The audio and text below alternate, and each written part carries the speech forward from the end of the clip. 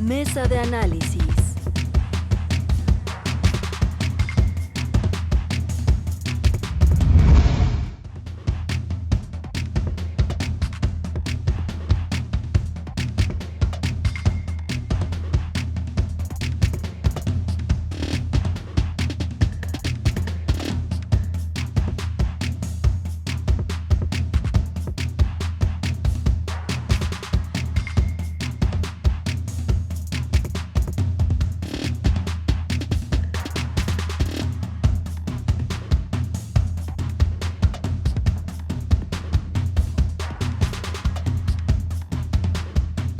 Bueno, estamos aquí esta mañana con Alfredo Figueroa. Estaremos, con la ausencia de Gabriel Reyes Orona, que está fuera de México en este momento, no está en este momento en contacto para poder participar el día de hoy, miércoles. Así que estamos con Alfredo Figueroa en este día, obviamente con el tema de temas que es esta investigación y la situación que tiene hoy Rosario Robles ya en prisión. Buenos días y bienvenido. Buenos días, Carmen, y saludos al auditorio. ¿Cómo ves las cosas? Bueno, me parece que estamos empezando a conocer una sola parte, digamos, de un trabajo de investigación periodística que se realizó pues ya hace bastantes años, y de un trabajo que ha tenido y que es producto sobre todo de aquello que se realizó en una institución importante y que se visibiliza, me parece, como nunca en aquel periodo, que es la Auditoría Superior de la Federación, que hace una investigación muy importante sobre cuál es, sobre todo, el mecanismo, el modo en que opera un procedimiento para desfalcar al Estado mexicano, para quitar un conjunto de recursos mediante algo que creo que deberíamos empezar a singularizar, a mirar, que son los modus operandi de los procesos de corrupción para obtener recursos públicos de manera ilegal, que conocíamos muy importantemente, digamos, en la obra pública, con el tema de sobreprecios, con el tema de listas para amigos para la construcción y listas, digamos, para personas que no eran tan amigas para la construcción, con el tema de los diezmos, etcétera. Y lo que nos ha venido a enseñar esta historia, una historia de la que se habla con mucha frecuencia, pero que hay que desmenuzar, que hay que ir entendiendo en términos de cómo es que funciona el proceso de corrupción política, que por supuesto se exacerba de una manera tan importante en el sexenio anterior, de una manera que llega a estos niveles, ¿no? Es la primera secretaria de Estado, esto hay que decirlo y ponerlo en perspectiva. Es la primera secretaria de Estado que llega, digamos, está siendo imputada, digamos, y tiene hoy prisión preventiva, ¿no? Este es el proceso que duró muchísimo tiempo, y lo que parecía extraordinario, increíble, en la época de Enrique Peña Nieto, es esta cosa que se explica muy bien con el "no te preocupes, Rosario", ¿no? Muy en el arranque del propio sexenio, las denuncias de inmediato en las elecciones de Veracruz, señalando que la intervención de la entonces Edesol en la elección veracruzana, en aquel momento, a gobernador, tenía que ver con recursos públicos, con la entrega y condicionamiento de programas sociales, en aquella época, una práctica muy frecuente, y el presidente de la República, después de un cuestionamiento muy duro de Gustavo Madero, que me parece que fue el personaje presidente del PAN, que había presentado incluso evidencia ante la Fiscalía. Bueno, hay unos videos tremendos. Unos videos tremendos que presenta en aquella época, estaban además en plena negociación de lo que se llamó el Pacto por México. Presenta aquellos videos, y la reacción del presidente pues lo va a pintar todo el sexenio, ¿no? "No te preocupes, Rosario", ¿no? Que es una frase que en realidad es más bien una extensión de un proceso que empezó en el 2013, más o menos, por ahí eran esas épocas, 2012-2013, cuando se hacen estas declaraciones de "no te preocupes, Rosario". Y lo increíble, hoy se discute mucho si sabía Peña Nieto o no, lo cual es evidente que sí. Obviamente que sí. Bueno, ya veremos. Ya el propio exauditor Portal ayer lo confirmó con la narración de su reunión con Peña Nieto directamente, para explicarle en 50 minutos todos los desvíos que ya habían identificado en los informes de la auditoría. O sea, además, los informes de la auditoría son públicos. Además, entre otras cosas. Había algunos medios de comunicación que sí habían decidido entrarle al tema, ¿no? digamos, y que habían documentado cosas en relación a aquel periodo. Pero regreso... Ana Lilia Pérez, de las primeras. Ana Lilia Pérez, de las primeras, Animal Político, El Portal, Carmen Aristegui. Es decir, se había, Aristegui Noticias había entrado sobre este tema, y vale la pena decir una cosa que quizá hoy nos parece... vamos, ya entonces ni siquiera caemos en cuenta de eso, ¿no? Rosario Robles termina el sexenio con Peña Nieto. Ninguna imputación, ni la conversación que hoy conocemos con el propio auditor, ni no solo Rosario, todo su equipo. Aunque le dijo, qué barbaridad. Qué barbaridad. Qué barbaridad. O sea, le estaba explicando el auditor, y qué barbaridad. Tomaba notas, Peña Nieto. ¿Tomaba notas? Papel y pluma pidió. ¿Papel y pluma? Pero ni siquiera le solicitó a Rosario Robles que dejara el encargo. Es que cuando hay estos grados, déjame decirlo así. ¿Por qué sería? Pues es que esa es exactamente la pregunta, Carmen. Y el tema. Me parece muy importante lo que contó Portal aquí ayer, ¿no? O sea, es verdaderamente revelador. Sin duda. El hecho de que, y además nos explica mucho el lenguaje político del sexenio, ¿no? Hay algunos detalles de la entrevista que a mí me gustaría que tocáramos hoy, pero solamente, y quiero regresar al personaje, sí, de Rosario, por supuesto Emilio Cebadúa, que el principal operador, bueno, dijo la mano operativa, sí. Es decir, el instrumentador y además la mano derecha de Rosario Robles, quien además tuvo, antes de tener una relación de esta magnitud, un trabajo además con el Bester Gordillo, y antes de todo aquello fue diputado, y antes de todo aquello fue un colega del Consejo General del Instituto Federal Electoral en la época de José Goldenberg. ¿Fue diputado? Fue diputado por el PRD en la época, justamente me parece que Rosario Robles era presidenta del PRD. Ah, mira. Él llega primero a la Secretaría de Gobernación. ¿Quién es Emilio Cebadúa? Bueno, Emilio Cebadúa es un consejero electoral del IFE, función que a mí me tocó algunos años después conocer. Es una persona que por supuesto conozco, además yo ya había sido autoridad electoral justamente electa en aquella época, en la época de José Goldenberg, como autoridad del Estado de Puebla, y después no termina su periodo y se va al secretario de Gobierno al Estado de Chiapas. Con Salazar Mendiguchía. Con Salazar Mendiguchía. Y después llega de ese periodo a la Cámara de Diputados y Diputadas, la Cámara Federal. Es diputado por un periodo de tiempo. Recuerdo su imagen saliendo de la Cámara de Diputados en el 2003, cuando se votó aquel consejo que encabezó Luis Carlos Ugalde. Él ya ahora como diputado del PRD, junto con Pablo Gómez Álvarez, saliendo porque estaban en contra de la votación y conformación del entonces Consejo General del IFE.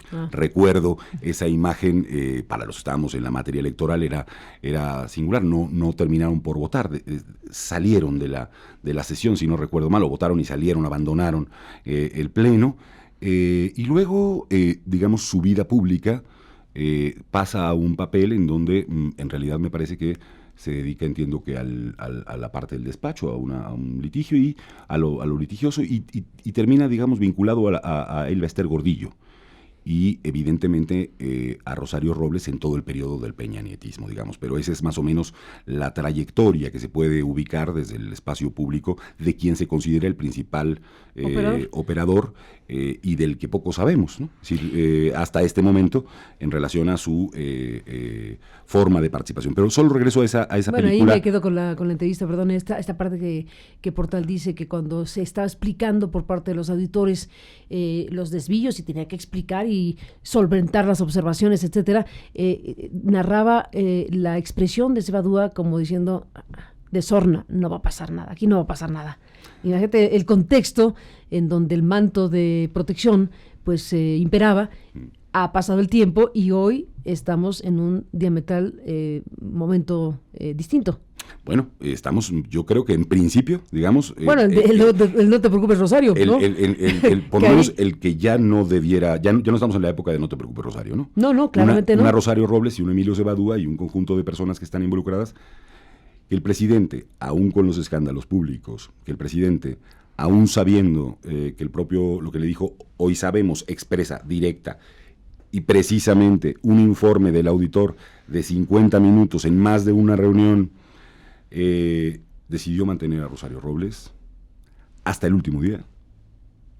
en la función pública. En una práctica reiterada de lo mismo que estaba informándose en la auditoría.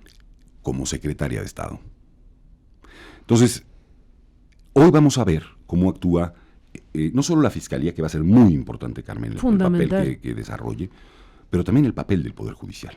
Claro. El papel del Poder Judicial tiene que empezar a cambiar en México. Es un llamado absolutamente claro de atención, en términos de darse cuenta que la permanencia en una Secretaría de Estado de una persona imputada de estas características, con una práctica continuada en 2 secretarías de Estado, con una red de personajes vinculados a ambas secretarías de Estado, y hay que decirlo también, vinculada al grupo político del señor Osorio Chong, por lo menos en la parte final de su gobierno, termina. ¿Cuántas cosas ocurrieron en Hidalgo con el tema, no? Por cierto. ¿Cuántas cosas ocurrieron en Hidalgo también? Hay que revisar, por cierto, parte de esta... De las instituciones públicas que fueron... Involucradas. En la estafa maestra. Termina su mandato. Es decir, termina con Enrique Peña Nieto. Y uno se tiene que preguntar, ¿no está el presidente respaldando la práctica de una secretaria de Estado de la que se conocieron estas primeras prácticas desde 2015, 2016, 2017, 2018? No, el presidente de la República no le pidió siquiera su renuncia al respecto. Quiere decir que el presidente de la República, aún con la información que tenía, o consideraba que todo es una invención, o estaba protegiendo una red de intereses desde la cúpula del poder. Pues no hay más que de 2 sopas. O fue omiso o fue partícipe. Pues sí, me parece que sí, y creo que no sería serio desde el punto de vista, digamos, de los estudios comparados en términos de corrupción, y ya lo decíamos el otro día, suponer que este es un caso de una sola persona. Y no sería serio por el monto implicado. Hay por cierto, diversidad de cifras, ¿no? Sí, en el rango es entre 5,000 millones y 7,600 millones, con 3 fuentes: la Fiscalía, el Auditor Portal y Buchaín. Estamos hablando de entre 5,000 y 7,600 millones de pesos detectados en esa auditoría muestral, porque no es que sea el 100% de los contratos revisados. Tan es así que el titular de la Unidad de Inteligencia Financiera, el doctor Santiago Nieto, ayer dijo que junto con la Secretaría del Bienestar han identificado 105 contratos más con irregularidades que probablemente se conviertan en nuevas denuncias. Bueno, por 800 millones de pesos. Sí, ahí hay parte de la historia que tenemos que acabar de contar, porque efectivamente una auditoría siempre tiene una condición muestral, nunca es, digamos, el 100% de los contratos que se celebran en una institución, pero ciertamente una auditoría, cuando encuentras un elemento, te permite ir otra vez a mayores precisiones, y hoy Santiago Nieto nos pone otros tantos casos que habría de contratos que se consideran ilegales, en una lógica de funcionamiento que me parece que explicaba bien Portal ayer, ¿no? Es decir, se firma un contrato, mire usted, hoy se entregan, o sea, voy a una tienda, digamos, a un servicio, y a partir de mañana una universidad mágicamente entrega todo aquello que tenía que haber entregado después, digamos, de un periodo largo de tiempo, en 2 días, digamos, algo que supondría un trabajo mucho más amplio. Lo cual... Bueno, hay investigación también abierta sobre el tema de la fabricación de pruebas y de los llamados entregables. Absolutamente, pero además, evidentemente, aquí hay que hablar de cuál es el papel también omiso de universidades públicas y privadas. No, ahí cuál lo omiso también de participación directa. O de participación directa, porque, en términos de ahí ganancias. lo recto, claro, las universidades llevaban comisión. El contrato venía de Sedesol o de Sedatu, fundamentalmente, aunque también se sabe que Zagarpa, también se habla de Pemex, pero digamos, hablemos de los 2 casos más conocidos en donde la institución pública, haciendo valer la condición legal que le permitía no licitar por si contrataba a otra institución pública, y a partir de esa resolución legal es que se da este entramado. Entonces la Sedesol contrata a la Universidad de Morelos y le dice: hazte estos estudios o estas encuestas o estas lo que sea, ¿Sí? Y entonces esa universidad teóricamente tiene que hacer esos estudios o lo que le hayan encargado, cobra una comisión por hacer tales servicios y el modus operandi indica que subcontrataba a otras empresas no públicas, pero que son fantasma la mayoría de ellas. La red de empresas que se ha identificado es la mayoría fantasmas, algunas que otras sí verdaderas, pero aquí estás hablando de la Sedesol que contrata a la universidad, que la universidad subcontrata a otra empresa que no existe. La pregunta es dónde quedó ese dinero que se le pagó a esa empresa fantasma finalmente, pero la universidad se quedó su comisión. Claro, y ahí los rectores tendrían que salir a explicar qué pasó. En la investigación que pudimos compartir en este espacio de Aristegui Noticias sobre lo que llamamos Operación Entregables, bueno, las narraciones que pudimos conocer de gente que vivió directamente el proceso, bueno, nos hablaba de rectores haciendo fila para que le entregaran sus cajas de entregables. La señora Morones, que es parte de este entramado, que también ya está bajo las investigaciones correspondientes, bueno, pues estaba ahí operando con todo este grupo de personas, funcionarios públicos, para entregar los entregables porque la auditoría había decidido auditarlos. Cuando llega la auditoría, pues entonces tienen que hacer pasar como que habían realizado los trabajos pagados. ¿Qué es lo que dijo ayer Portal también? Una parte de la entrevista con el exauditor habla de cómo Rosario Robles le llegó con 65 cajas, acabó usando la expresión, el exauditor, basura, acabó utilizando la expresión de que eran cajas donde ella pretendía demostrar que lo que habían pagado se había realizado y por lo tanto no había nada que fuera irregular. El auditor Portal le dijo primero que se llevara sus cajas y usó la palabra basura ayer, que se llevara esas cajas, que en todo caso las revisarían en las instituciones públicas de donde venían, no que las dejara en la auditoría, y pretendió Rosario, dijo Portal, que se tomara una foto el auditor con las cajas. Pues el auditor, que no es tonto ni cosa que se le parezca, dijo muchas gracias, no. Bajo ninguna circunstancia. Bajo ninguna circunstancia, pero los famosos entregables, y ahí está las narraciones, la información, lo que la propia investigación tiene que esclarecer mayormente, pero los testimonios que pudimos conocer nosotros como periodistas nos hablan de que los propios rectores estaban yendo a estos domicilios, ahora sabemos que son 10, pero los domicilios que nosotros pudimos identificar que están en el reportaje, increíble. Bueno, ahí en ese lugar acudieron los rectores, acudieron los directores de comunicación social que fueron involucrados a recibir sus entregables para cuando se los pidieran. A ver, es que esto es exactamente lo que me preocupa también en términos de la universidad. Primero, la gente tiene que saber que ese porcentaje, que esa comisión a las universidades a las que es una comisión legal, no es una comisión ilegal. Si las universidades públicas, cuando hacen un servicio público... Es legal, queridísimo, hasta en tanto entreguen lo que se les encargó. A eso voy, pero digo... El mecanismo existe. El mecanismo existe, el mecanismo es legal. Y perversamente fue utilizado. Fue utilizado con una enorme perversidad y a mí me preocupa porque debo decir que hay un montón de institutos de investigación en México que están ofreciendo servicios públicos que son muchas veces mucho más baratos que lo que serían los servicios privados y que además están involucradas personas que tienen que ver con investigación, con análisis de todo tipo, laboratorios, etcétera, contratando universidades. Las universidades siempre, digamos, los trabajadores de la universidad, quienes trabajamos en la universidad, no es que ganemos lo que cobra la universidad entra a su patrimonio, un porcentaje, lo explico simplemente porque ese porcentaje sí es variable en función de qué universidad se trate, pero digamos que hasta ahí el asunto es legal. El problema es que haya académicos, que haya rectores que se prestaron a simular, Carmen, que esto es es decir, y por lo tanto forman parte de la red de corrupción política, a simular un trabajo que no iban a hacer. Pero no solamente eso, pues ¿a dónde fue el dinero? Pues a las universidades. Y subcontrataron a un montón de empresas. ¿Quién les recomendó esas empresas? No, ahí ¿quién les instruyó que fueran esas empresas? Exacto. Ahí están los correos electrónicos que obtuvimos. Hombre, hay claro. Mucha hebra que jalar. Yo escuché alguna crónica de algún académico, ¿no? Creo que de la Universidad de Morelos en algún momento, que también tiene alguna implicación en el tema. Diciendo, bueno, pero es que los rectores lo que querían era ingresar patrimonio a la universidad. Oiga, eso está muy bien, nada más que hay un problema.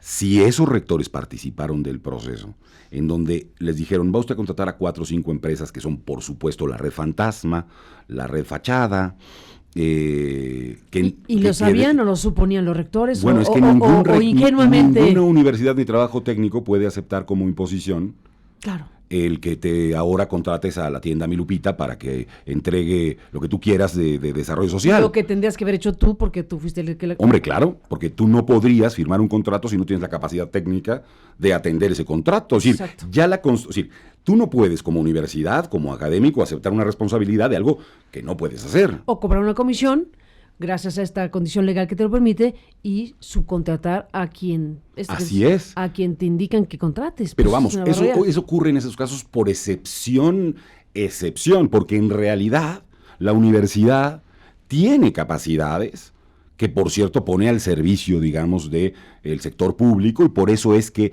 este mecanismo tenía cierta bondad. No, esa es la perversidad. Pero lo han pervertido de un modo que se vuelve tremendo. Implica explicar estos detalles, porque no solo ocurre esto, Carmen. Desaparecen las empresas, desaparece el dinero, y luego, como tú muy bien narras, y en el trabajo que se ha hecho en el portal se ha mostrado con toda claridad, años después, estas personas siguen participando en la construcción de entregables que no estaban en su sitio. Lo que te quiero decir es lo siguiente: nadie podría pagar un solo peso a una universidad sin una comprobación del trabajo realizado, sin un entregable. Todos quienes pagaron a una universidad por un servicio que no estaba acreditado, comprobado, tendrían y están vinculados con responsabilidad en el caso del que estamos hablando. Y ya resulta verdaderamente escandaloso que la secretaria de Estado diga 2 años después que está tratando de acreditar que no hay ningún problema. Hombre, mire usted, si a los 15 minutos, uno siendo secretario de Estado o titular de una responsabilidad, se entera que alguien de finanzas ha pagado algo que no tienes, en ese momento actúas, denuncias al funcionario que ha pagado eso, a quien ha firmado eso, y lo pones a disposición de las autoridades responsables. Tú no puedes ocultar una cosa de magnitudes de miles de millones de pesos. En esta cadena, Carmen, no hay manera de que se oculte.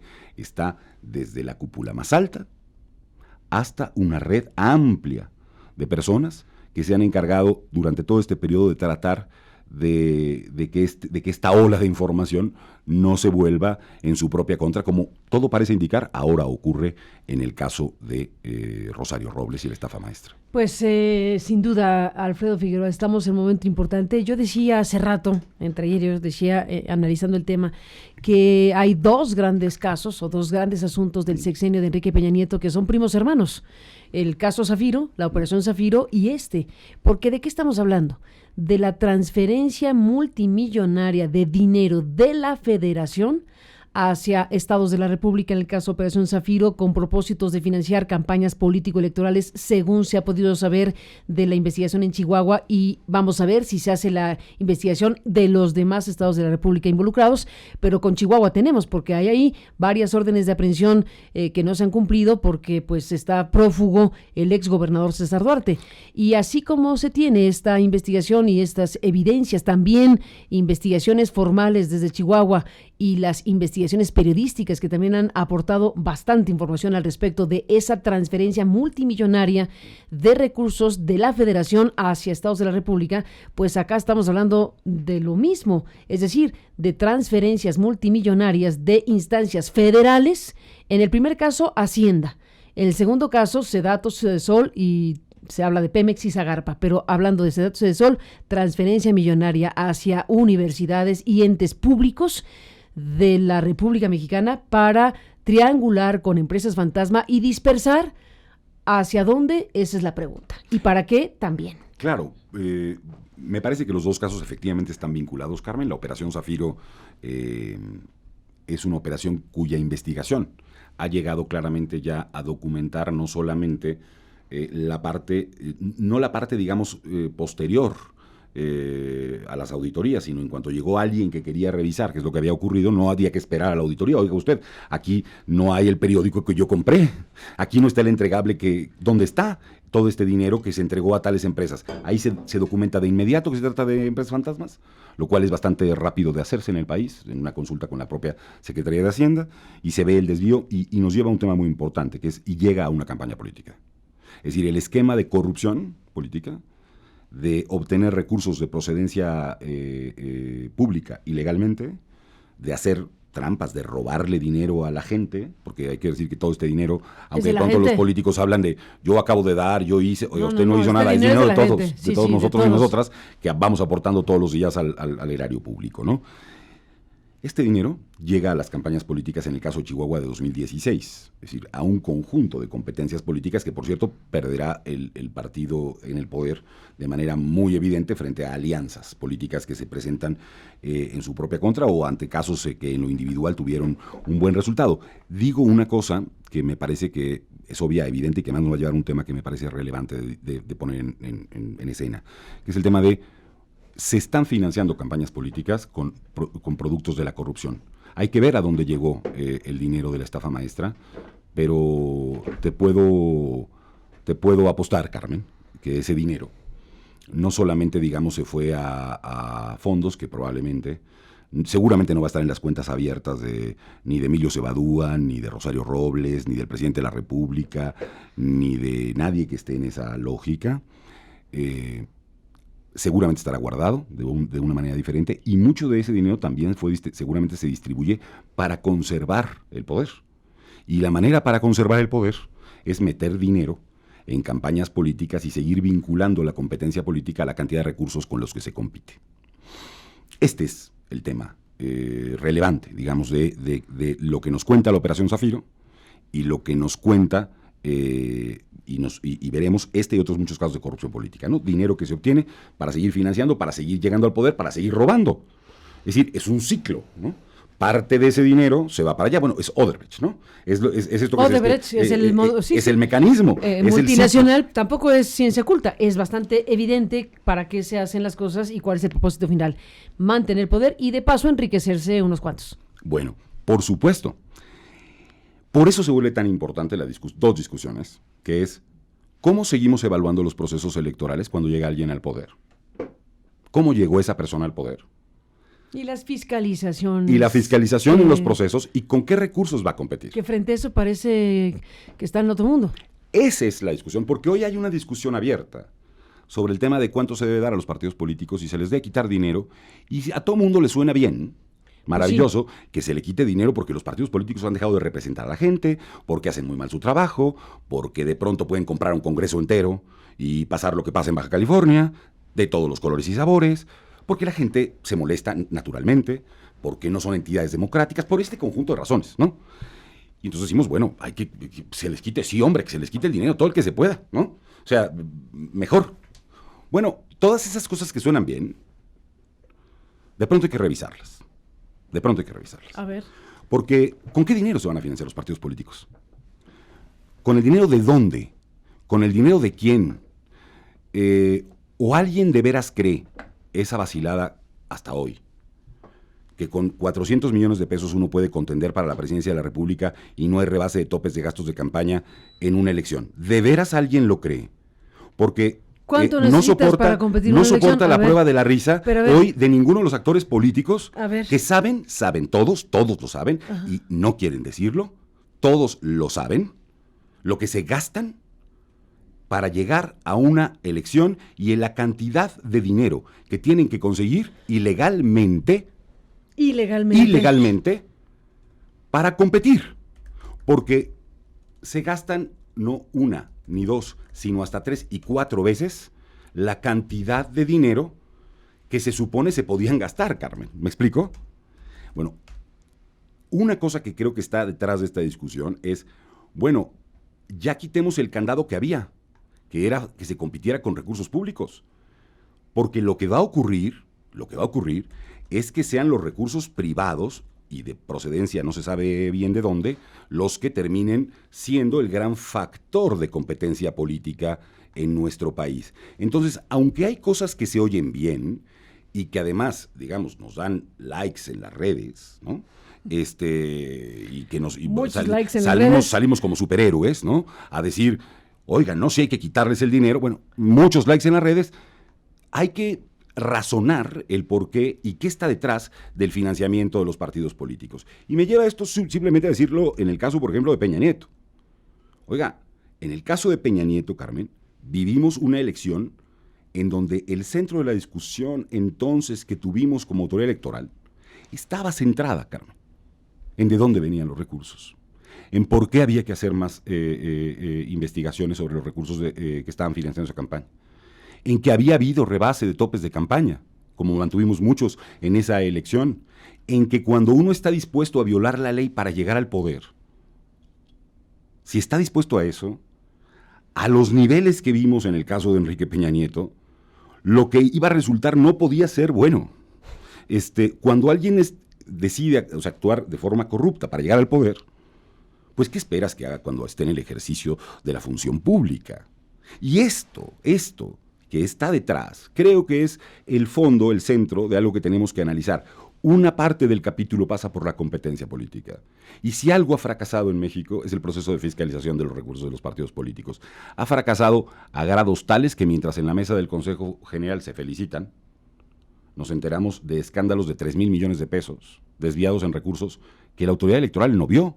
Porque el IFE no vio Zafiro, el INE no vio Zafiro, ni vio a Javier Duarte, pero era su responsabilidad verlo. A ti te tocó vivir Monexgate. Sí. Que fue tremendo. Sí. Terrible. Sí. ¿Qué balance haces de aquello? Mira, me parece que en aquella época... Terrible por todo lo que se pudo saber, terrible. Periodísticamente hablando. Sí. Hubo una aportación importante de los periodistas para saber que había habido un escándalo monumental de recursos de procedencia indeterminada que se dispersaron por tarjetas y demás mecanismos, y una institución como el Monex pues formó parte de este entramado, pero llegó a la autoridad electoral y ahí ¿qué pasó? Al final de cuentas se hizo humo. Bueno, llegó a la autoridad electoral, se hicieron una parte de las investigaciones. ¿Te tocó? Me tocó hacer esa parte de las investigaciones, avanzamos en muchas de ellas, de hecho, debo decirte, ya sé que esas cosas se van olvidando, pero todavía queda una cuenta, por cierto, de la empresa Bancomer, creo que ahora se llama BBVA, Bancomer. Le quitaron el nombre de Bancomer, ¿verdad? Sí, creo que ya no se llama sí, así, pero bueno, esa empresa que sigue siendo investigada y que está vinculada a esa campaña. Una de las cuentas que encontramos, además de las del Monex, ¿no? Que está viva, quiero decir, todavía procesalmente. Fíjate, ya se fue Peña Nieto y todavía sigue viva ese caso. ¿En serio? En serio, sí. ¿Y a quién lo tocaría? Ya está el propio INE resolvió alguna parte y está resolviéndose en tribunales otra y debe resolverse en el propio instituto otras investigaciones que además es increíble, pero en aquella investigación de aquella época, porque estoy hablando justamente de una en donde también ese banco entregó tarjetas de dispersión, y que es algo que ese banco no le quiso contestar a la autoridad electoral por lo menos 2 años y medio, durante todo este periodo, 2 o 3 años. ¿Hasta que contestó? Hasta que contestó y se va a empezar a saber algo que ha estado ahí guardado. Una cosa que dejamos en aquella época de investigación. Creo que el caso Monex lo que nos muestra es cómo se utilizan recursos de procedencia variable en fondos que pueden llegar de cualquier lugar del mundo y llegan a cuentas para dispersar y utilizarse en la competencia política.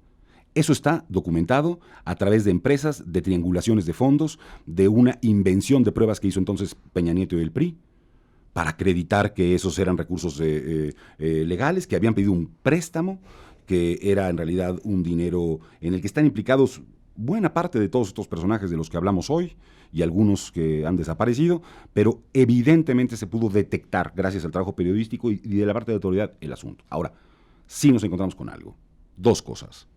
Hay un momento de esa historia que deberán contar las personas, en donde buena parte de las personas están comprometidas con la investigación de aquel Consejo General y de las personas de orden técnico.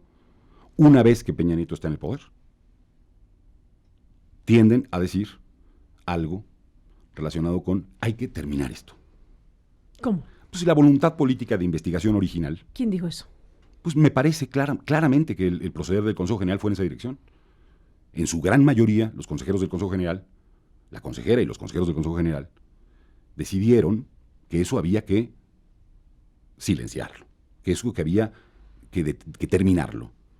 Porque hay un tema vinculado así, ya hay un reconocimiento de los actores del resultado electoral, porque no iba a variar el resultado electoral, porque en número de votos el señor López Obrador perdió en el 2012, y Josefina Vázquez Mota, y ganó el señor Enrique Peña Nieto. Eso, montado en una maquinaria impresionante. Lo que hay que ver es el tamaño de la maquinaria de esta naturaleza, ¿no? El tamaño de una maquinaria que va en esa dirección, el tamaño de la corrupción que hay detrás de todas estas cosas, la voluntad política que en un momento fue mayoritaria y comprometida con la investigación, pasó a ser una voluntad política minoritaria en el seno del Consejo General y se fue diluyendo la posibilidad de continuar con las investigaciones entonces de una manera importante. De hecho, algunos de nosotros tuvimos que dejar cosas como vistas, ganar algunas pequeñas cosas en votaciones para dejar pendientes investigaciones sobre todo este modus operandi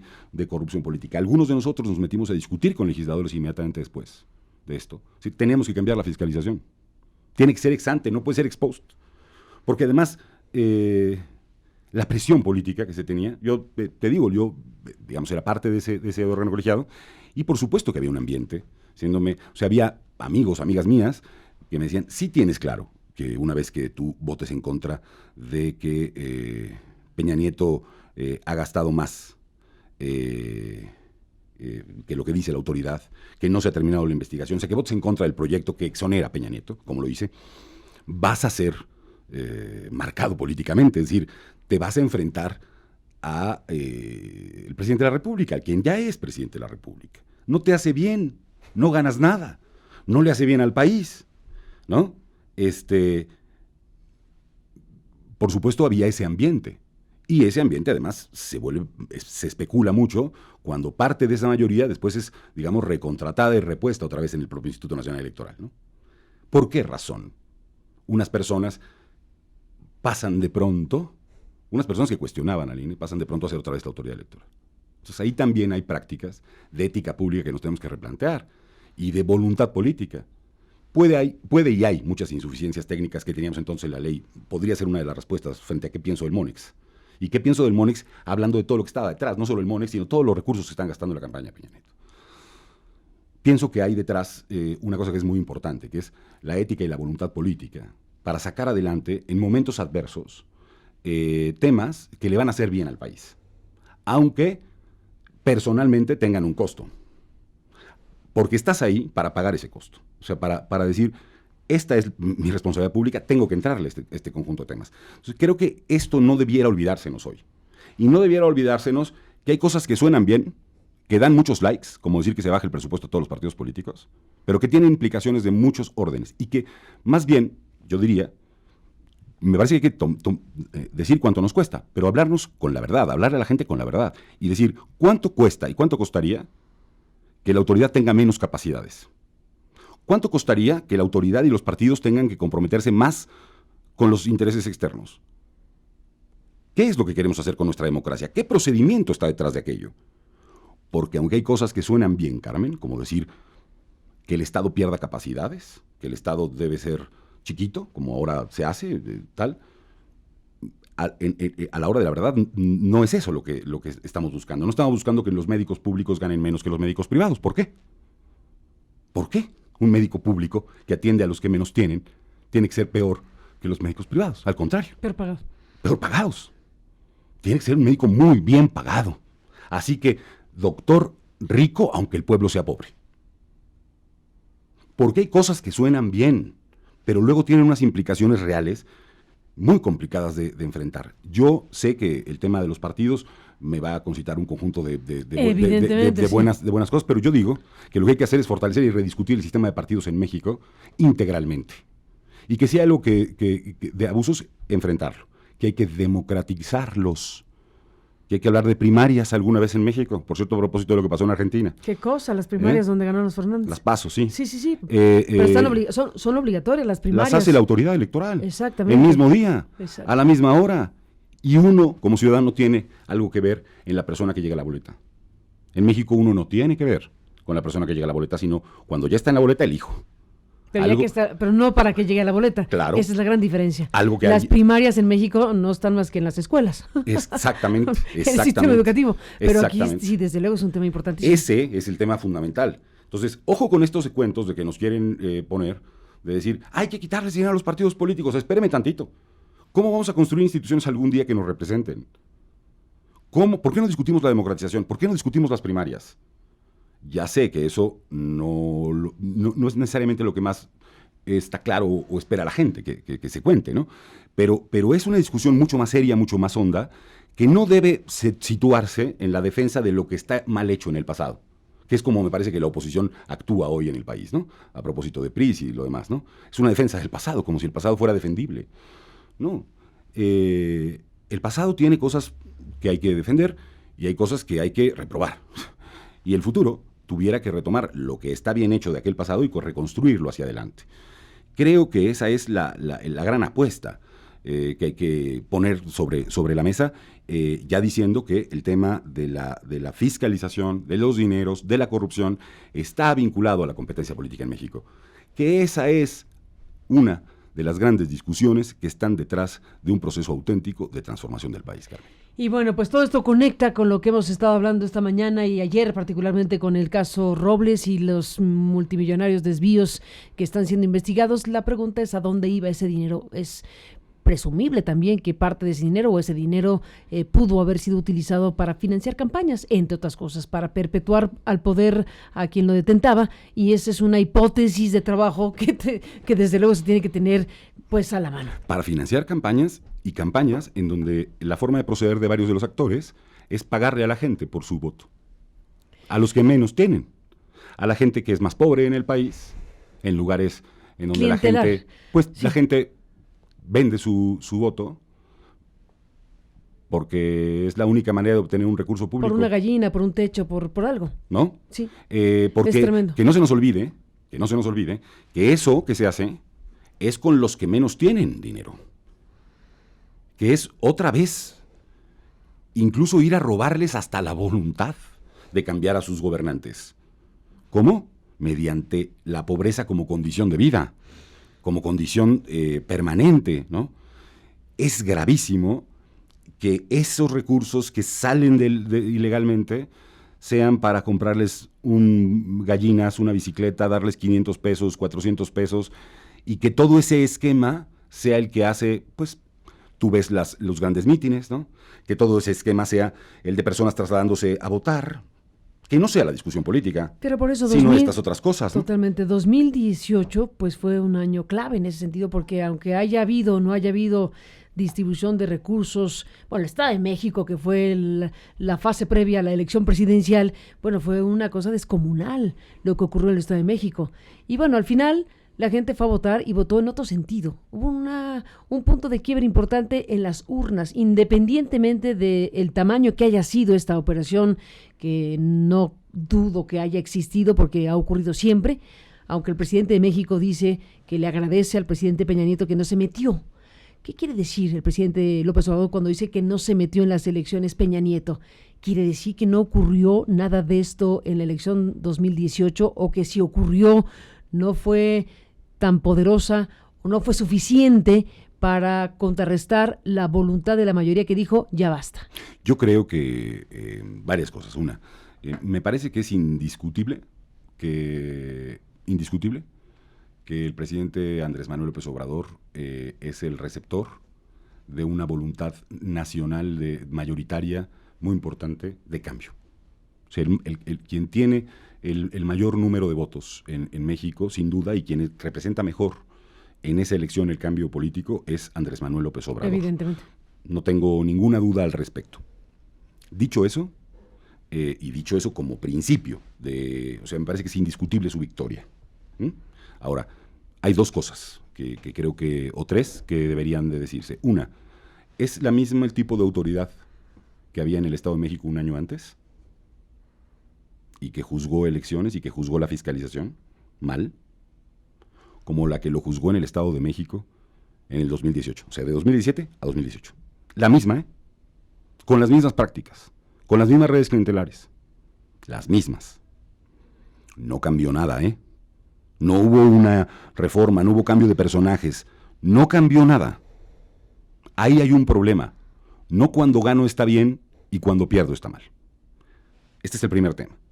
Es decir, en el 2018, la voluntad mayoritaria de cambio impidió prácticas de esa naturaleza, pero también hay que decirlo, sí se dirigieron a otros contendientes. Y además es algo público y sabido que hubo un ataque, y eso me parece que es una desmemoria de López Obrador, contra otro de los contendientes políticos.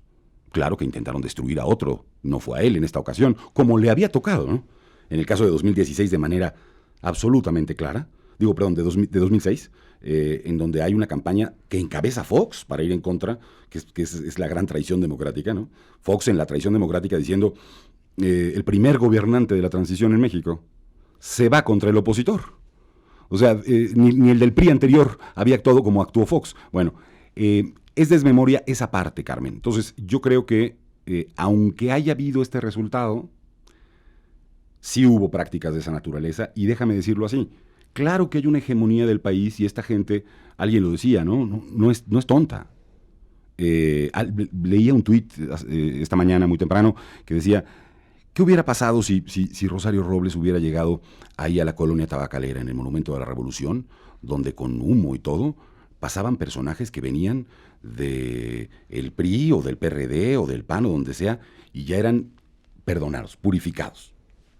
¿Qué hubiera pasado si Rosario Robles va y se presenta en esas ceremonias que había de la Cuarta Transformación entonces, de Morena, del presidente de la República, diciendo, ya está usted purificado, ya pasa usted ahora, se arrepintió, entonces ahora ya pasa este otro asunto? A lo mejor no estaremos hablando de lo que estamos hablando. Lo que quiero decir con esto, lo que quiero decir con esta parte es, la gente que estaba metida en todo este tipo de cosas, por supuesto que busca colocarse otra vez en el poder. Y por supuesto que en la nueva hegemonía van a aparecer estos personajes. Y es parte de nuestro trabajo poner el ojo frente a este tipo de hegemonía antigua que se quiere recolocar en la nueva hegemonía, ¿no? A mí me preocupa mucho esta parte, es decir, cómo poder hacer que la transformación sea de tal manera, porque los personajes siguen ahí, ¿no? Personajes que estaban en el pasado y que aparecen nuevamente. Personajes que estaban controlando determinados asuntos y que aparecen nuevamente. La gran pregunta, creo que el gran tema de la transformación es cómo transformar a los agentes del Estado que impidan que este tipo de conductas que se realizaban se sigan realizando en la autoridad electoral, en la autoridad de la Fiscalía, en Secretaría de Gobierno, en todos lados. Porque consiste en hacer ahora un gobierno que impida esas prácticas. Ese es el punto. Alfredo Figueroa, déjame hacer un alto en el camino. Estamos un poco tarde con las cuestiones que tenemos programadas para un resumen de noticias. Bueno, son las 10 de la mañana con 28 minutos, pues dejamos aquí este encuentro con Alfredo Figueroa. Gracias, Alfredo, por estar aquí esta mañana con este momento que se vive en el país, así que seguiremos hablando, si me lo permites. Seguiremos hablando, Carmen. Fuerte abrazo.